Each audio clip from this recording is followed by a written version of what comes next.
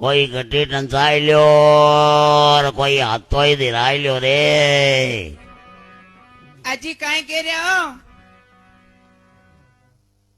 गड्डी टंचाई लियो हाथों दिराई लियो पीणगढ़ माथे बोबार करूं।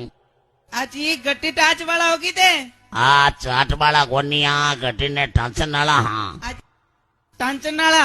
हाँ आजी मैं तो कद की इतना दिन हूँ देख रही कदे आवे आवे आज आया हो तो इतना दिन हूँ। आजकल कहिए सा लोग आई बिजलियां की बे चक्या मत आडा पिसाउंड होगा। हाँ बिजली वाली चक्या मत आटा पिसा जरा मांगा तो मतलब रास पावड़ा जगह हेजू ही पड़िया है।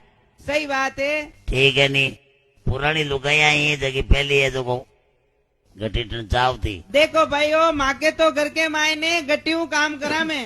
गट्टी काम करो हाँ गट्टी काम करे नहीं।